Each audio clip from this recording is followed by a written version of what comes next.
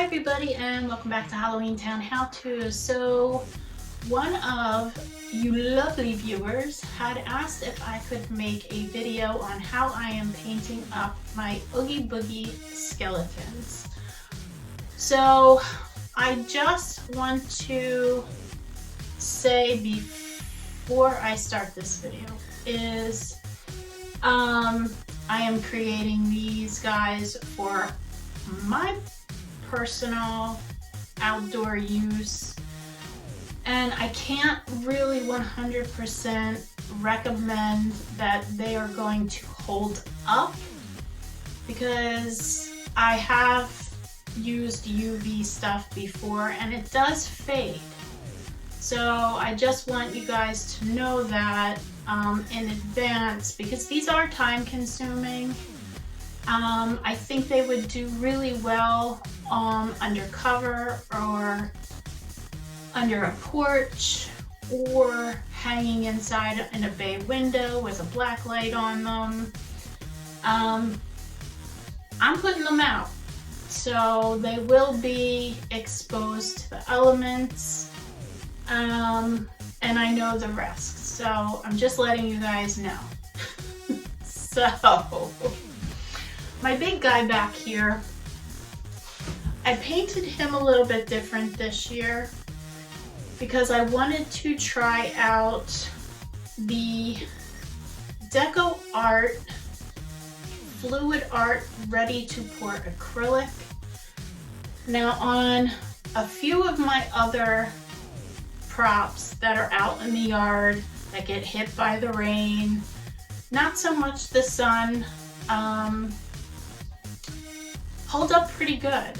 I usually just have to do some touch-up paint just to brighten it up a little bit, but nothing really crazy, and I don't mind doing that anyway. So that's why I am trying this out on the big guy. The black and white paint on him, I used exterior latex house paint. So I'm hoping that that holds up well. I did not sand him at all. I did not prime him at all. It is crunch time, and unfortunately sometimes something's got to give, so I did not do that. My little guys were out last year and I used the Rust-Oleum's pink spray paint. I only hit them with 2 coats last year, and the backs of them, which got hit by the sun 24/7, got hit by most of the rain because that's what direction most of our storms came in. I'm going to show you. This is how they look this year. Pretty washed out, pretty worn. Now the front of these this year, I did them with 4 to 5 coats. I probably should also sand them, prime them, but it's crunch time again and I'm just going for it because I'm just painting the back of them black, and they're going to be positioned not in the sun this year, so I don't have to worry about fading.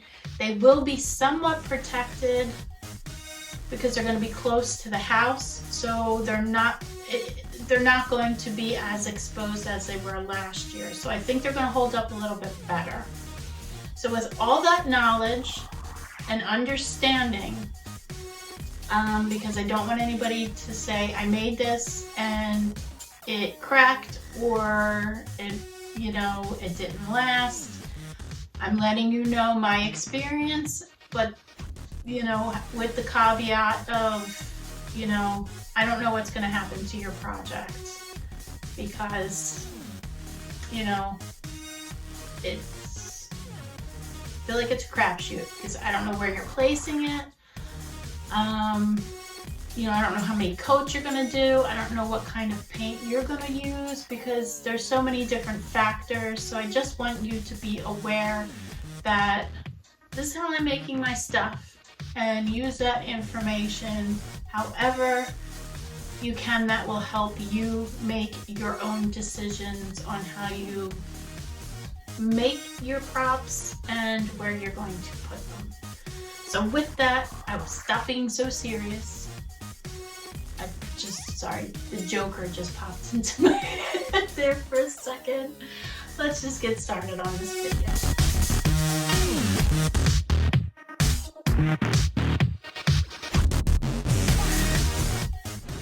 So with a lot of Tim Burton's skeletons, they have these squared off eyes. So that's what I'm just trying to mimic.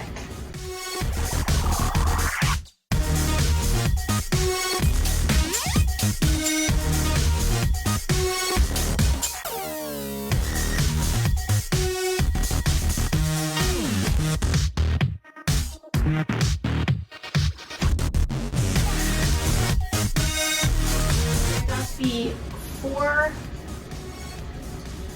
ribs done. Now I'm just going to, like where his joint is here,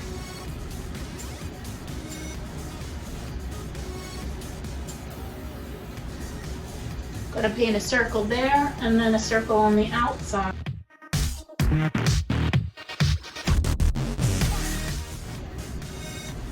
So where their joints meet up, where there's circles, you want to paint white, because I will go back in and do the black swirlies in there.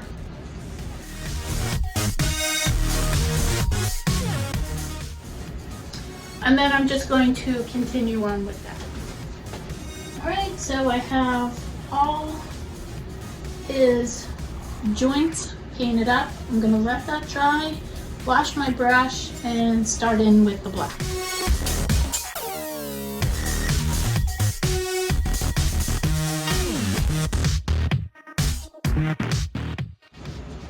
And now I'm going to try to outline around his face.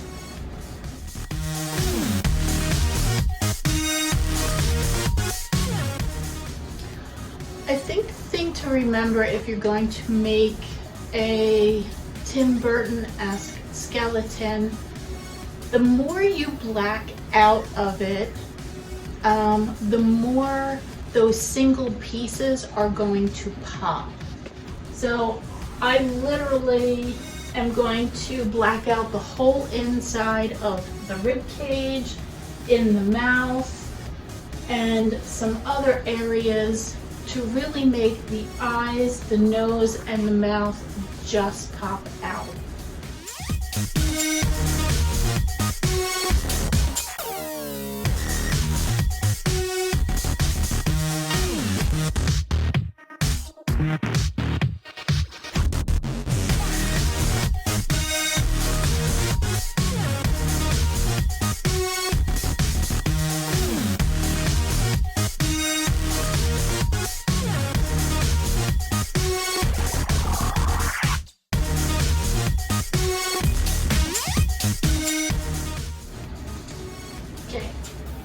So that's it for the face. All right, I'm going to turn the camera off. I'm going to paint the inside of the rib cage. All right, so I have most of this side done. And as you can see, it really pushes all this forward and it defines the outer ribs. So there's only 4 ribs that I'm doing, so these guys, all of this, just will disappear. And I'm going to black out from this point up and leave the rest. Sorry, I don't know if I showed you that. Anyway, I'm gonna black out this part of the vertebrae and up, and I'm keeping that.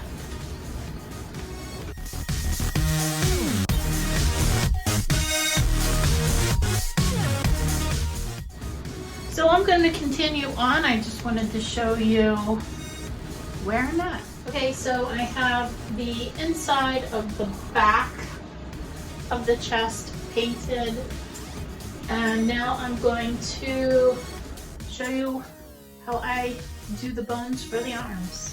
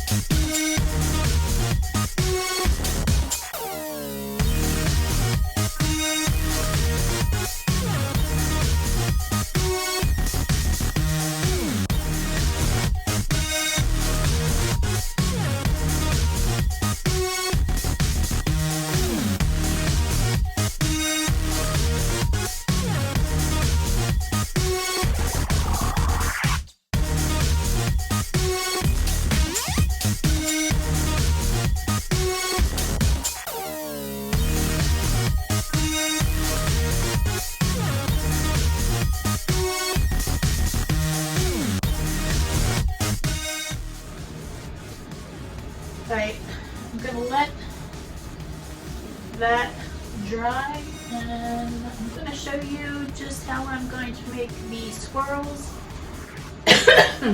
in his joints.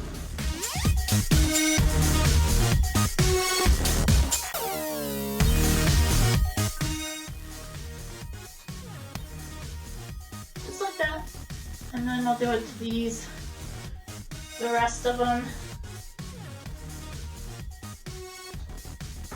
I will see you back. I completed the other side of his body,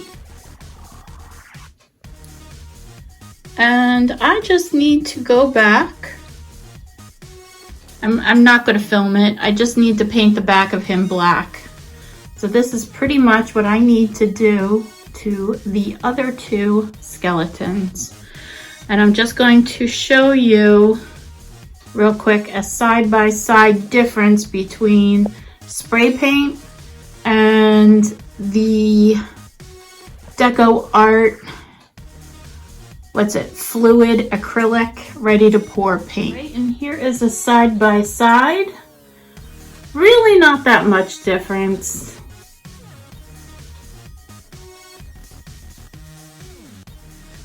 So the guy on my left is a 5-foot posable one I got from At Home for $29.99.